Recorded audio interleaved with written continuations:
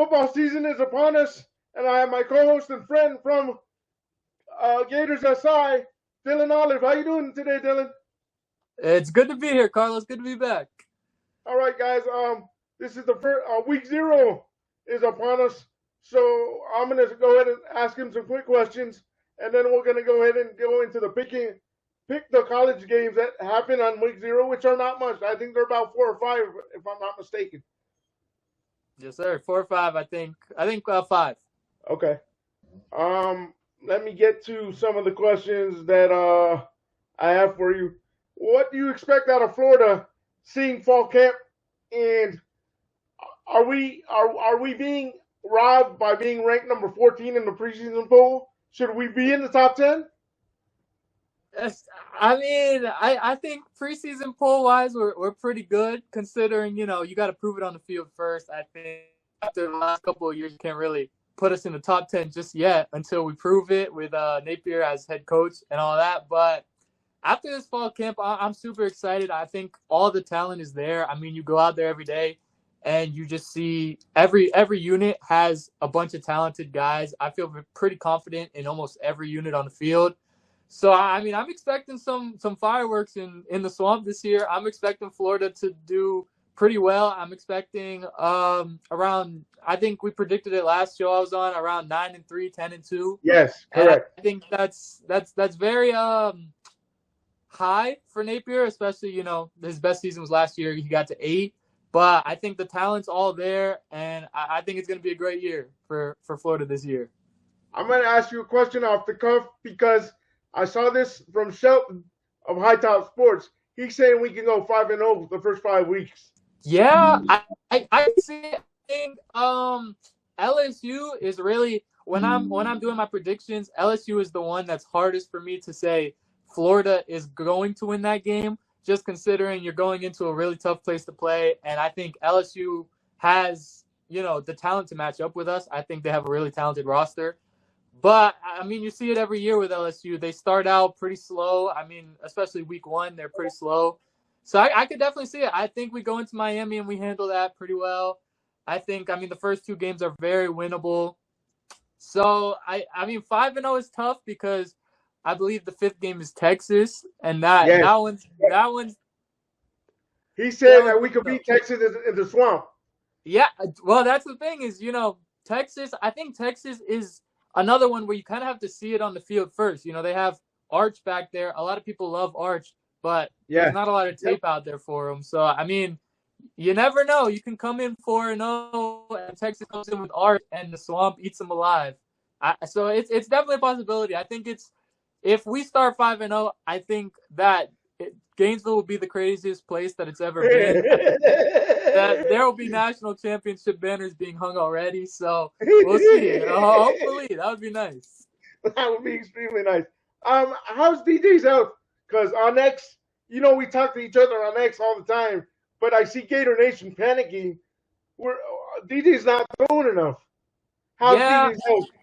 I mean, I'm siding on the side that he's okay. I think Florida has been very cautious with all their injuries. I mean, every other week, some guy's in a boot now. They call it Bootgate. Exactly. I think that they're being very cautious because they know the talent that they have.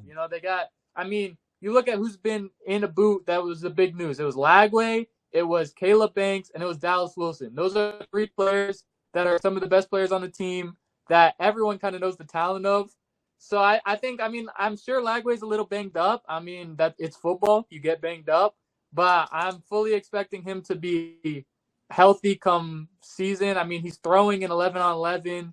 There's been a lot of good updates. So I really think this next week where we're not really allowed at practice is when they're going to start really ramping him up. And then we'll see him week 1 pretty healthy. I'm sure that they'll take it light. Versus, LIU, they're not going to be the hardest matchup in the world. So I'm sure they take it light week 1, but I think he'll be completely healthy by then. How much do you think he's going to play week 1? Yes, if Florida comes out and does what they should do, and it's maybe 40-point game in the first half, we're up 40-0 or, something like that, I think we could see him pulled early. I think early on he plays as if it's any other game. I think he plays normally. I think it really just depends on can Florida, pull ahead early like they should, and then other than that, I mean, I'm interested to see who comes in after him. I think it's a good opportunity to see what we have at quarterback 2 and even quarterback 3. I want to see Trammell in there. He's a freshman. You want to get him experience. So it'll be interesting. I think he plays as much as Florida has to play him, if that makes sense. Yes. My thing is I've always said Trammell should be quarterback 2 because he has very similar traits to DJ. I don't get me wrong, Aiden. I appreciate what Aiden did last year, but he's a pocket passer. Right. You're not going to see Aiden run over people. And the senior transfer we got, he's another pocket passer.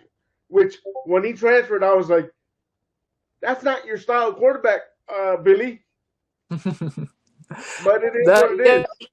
That's very true. I think the reason that I'm so excited for Florida's offense this year is you mentioned it. Billy Napier hasn't really had his style of quarterback. I mean, Anthony Richardson was kind of his style of quarterback, but that offense, there was not nearly enough talent for that offense to succeed. So I really think Lagway is the first time that Napier's had his quarterback with his talent, and we should see big things. I mean, coming into the year, I was not expecting Trammell Jones to even be in the talk for quarterback 2, but he's been tearing it up in camp. I mean, if he wasn't, a freshman, I don't think they really would trust him. I think Aiden Warner is the more trustful guy who's also had a good camp. I don't want to come out here and say Aiden Warner. No, Aiden Warner has impressed me. I've seen your articles. Yeah, he's been impressive, and I mean, I came into camp expecting him not to do so well. I thought it was Harrison's job to lose, but it really seems like Trammell versus Aiden Warner for quarterback 2. I think they lean Aiden just because he's had more experience. He's a safer option, and I really do think that he is a serviceable backup quarterback. But it's always exciting when you have a young guy like Trammell who comes in and, blows up on the scene, gets everyone talking. So it'll be interesting to see. I like both of them. I think Florida's quarterback 2 spot is not solidified, but I think they have the talent where you could be a little more comfortable than some people expect it to be. Any changes on your breakout offensive player and defensive player from last time you were here? Oh man, I got a couple guys that I do like, especially on offense, man. It's hard. I have 3 guys I really like on offense. Obviously, okay, name more. Yeah, obviously Dallas Wilson. Everyone's talking about Dallas Wilson. But the other 2, Vernell Brown III, I mean, that he looks the part. Billy Napier has, sung praise, and he just looks like a great ball player. I mean, he was a 5-star out of high school. You're not surprised about it. But I think he has a big impact. My article dropping today, I actually predicted the entire Florida Gators receiving unit, and he has a pretty impactful part of the offense this year. And then lastly is KD Daniels. I mean, I've been high on KD Daniels since he came out of high school. I think a lot of Gators fans were.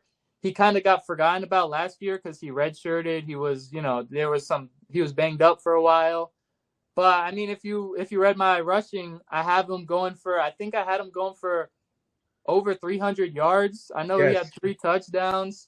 So I'm really excited for him. I think if you've been paying attention to Florida Instagram posts, they post highlights after practice. It feels like he's always breaking off like a 30-yard run or something like that. So he's really explosive. And those are my 3 guys where it's like, I don't think Florida fans are really going to expect them to be as impactful as they will be in the year. How about on the defensive side? Defense is tough. I think the obvious one, Jaden Woods. Everyone's talking about him now. That's the obvious. That's the obvious one. I wrote an article recently about Miles Johnson. He's caught my eye. I mean, that guy is a monster. You see him on the field, and you're like, "There's no way that guy's a freshman." I mean, if I walked past him, I'd be like, "Okay, that guy's like 10 years older than I am," and it's the other way around. So he's really exciting. I think the linebacker room in general is just super exciting. I made a post a while back. I think they could be one of the best in the nation. I still believe that. They got all the exciting talent. But other than those two, maybe I'll give you a third. I think Joseph Mbachu. It's a tough name to say. Mbappe, He's a freshman. Yeah, he was a big win in the recruiting field. We got him over Texas. He is huge, like Miles Johnson. That guy is huge, and I think that D tackle. There's kind of some opening there for young guys to kind of step in, and I don't think he's being talked about a lot, but he's definitely made some noise early on in campus. I mean, I know from what I've been able to see, he's looked really good, so I'm excited for him as well. Are the corners solidified? Because a lot of people want, including myself, we want Cormani to be a starting corner. Yeah, I think so. I think Cormani's done really well. I think there's a lot of great talk about him out of camp. I expect a big year from him. I also think that the injury situation in that room has kind of helped him solidify that, even if, not saying that he hasn't had a great camp. He has had a great camp. Even if he didn't, I think he'd still have to take that role because, it's kind of iffy there with injuries and all that. But I think, Billy Napier mentioned it. I think he came out with the starting three, Devin Moore, Cormani, and Dijon. I think those are your three guys. It'll be interesting to see who can fill in the back half, because I think that is the one unit and that's the one room where I really question, what do we have here? Because I don't think that we have the depth that we necessarily have in other positions. But I think those three guys, I'm really excited for those three guys, especially Cormani. This guy was the number one recruit in the nation. And, you saw his potential. You saw Kentucky catching a pick six, going to the house.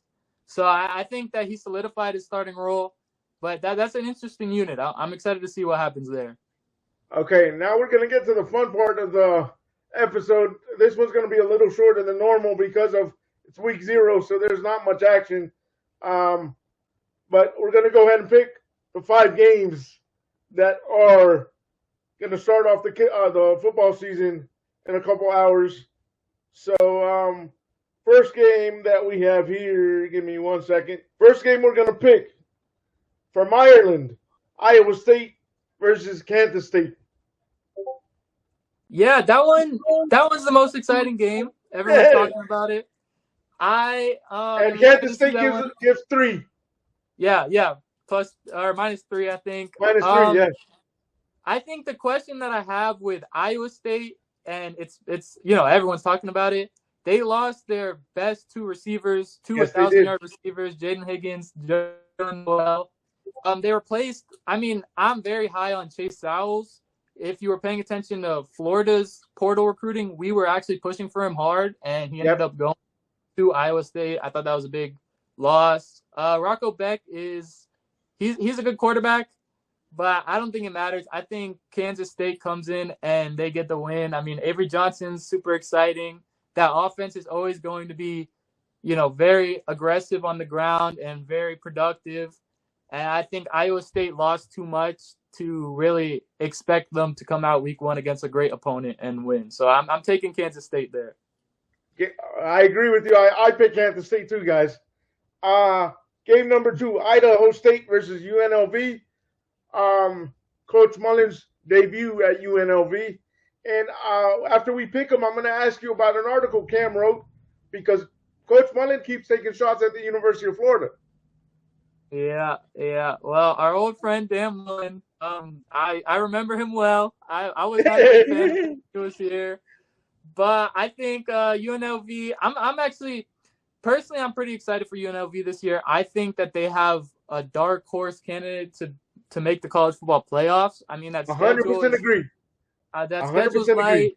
They have talent. I'm excited to see. I know he announced that Alex Orgy and Anthony, his last name's tough, Cordero. He came from Virginia. Cordero, yeah. I know he announced they're both going to play. I like the Virginia transfer a little more. I think he's safer. I don't really see it with Orgy. I get he can run the ball, but so can the Virginia transfer. So exactly. I'm excited. I think UNLV blows them out of the water, and I think that's a good football team. Agreed there. We're picking the same ones. UNLV also for me. Uh, Game 3, Fresno State at Kansas. Yeah, this one's pretty clear for me. I think Kansas wins this one. I mean, their quarterback is like in his 6th year, I think, 7th year. Yeah. Yeah. He's old. He's good though. He's good. It'll be interesting to see who Kansas replaces at running back. I know they lost Devin Neal, who was really productive for them, but I think they have the talent to replace him, and I think this one's just easy Kansas. I agree with that one. I think this week we're not going to have any disagreements. Sam Houston versus Western Kentucky. This is actually, not a lot of people are going to care about this game. This was the toughest pick for me personally. Yes. Because I mean, Sam Houston, their quarterback Hunter Watson, he's actually pretty good. People don't really know about him, but he's solid. He had almost 700 rushing yards last year, 6 touchdowns. I mean, he's pretty good. But then you look at WKU, Western Kentucky, they bring in a transfer quarterback who threw for 30 touchdowns last year and only 6 picks, I think. They bring in a transfer running back who started his career at Kentucky. He was an SEC talent out of high school.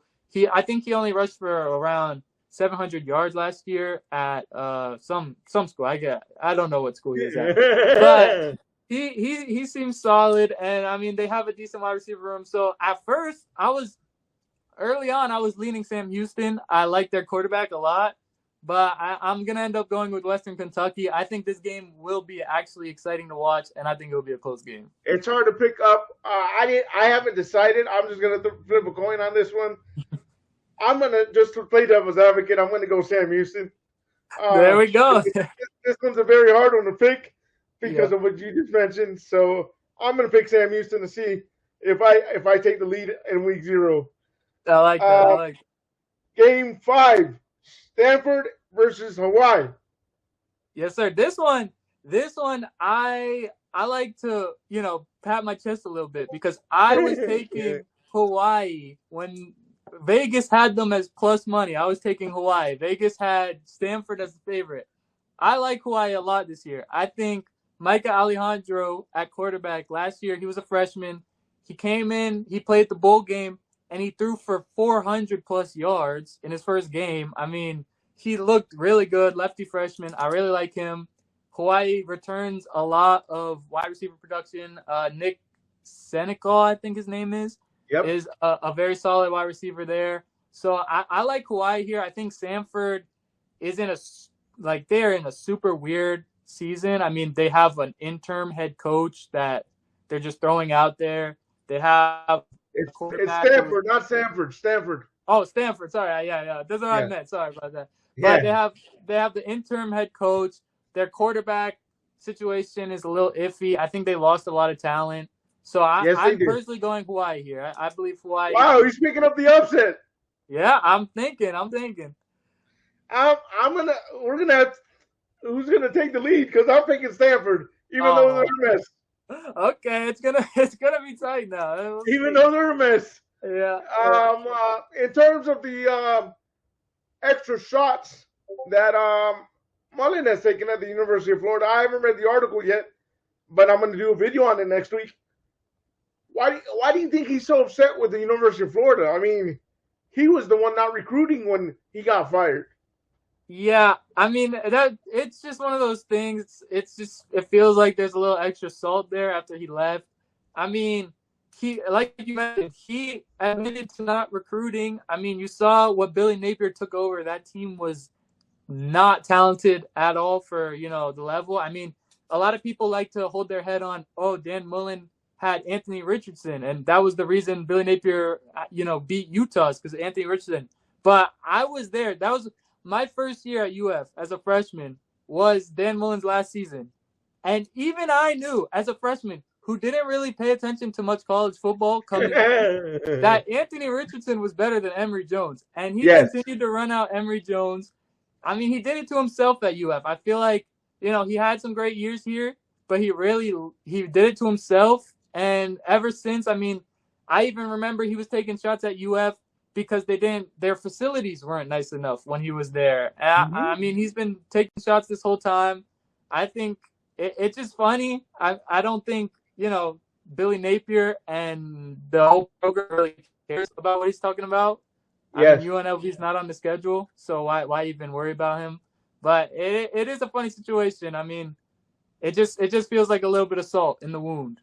Like I did a video on that previous video when he took shots at us because of the facilities, but they're having issues with his contract. They don't even know if they'll be able to pay him his full contract. From what I've heard, I don't know if they've already adjusted that because supposedly there was gonna be a donation, but he was in danger when I did the video of possibly coaching one season and that's it at UNLV. Yeah, they weren't sure they could pay him the money. I haven't heard about that, but I mean, it sounds like he's got bigger fish to fry than worrying about. Exactly, that's why I brought it up. It's an interesting situation. I guess we'll have to see. I mean, I predict UNLV to have a good season, so maybe he'll get the last laugh. Maybe he'll be in the playoff, and he'll still be taking shots at us. But we'll see. Guys, enjoy this episode on this morning, and grab a cup of coffee, grab your breakfast, grab a snack, and watch our shows because this is only the first one. You can find me on Twitter under Carlos or Rolling with Carlos, and you can find my co-host Dylan Olive at DylanOlive_UF. And where can they find your other work, Dylan? Yeah, check me out on Gators on SI. Check out Cam, Tyler, Harrison. We're all doing good work over there. So just put in Florida Gators on SI on Google and you'll find it. Guys, like I said, we're going to have pregame and postgame. The pregames are going to get longer as the season goes along. Week 0, there's no splashy games per se, but we at least wanted to bring you a Week 0 show. And like always, stay positive, stay on your grind, and go Gators. Peace.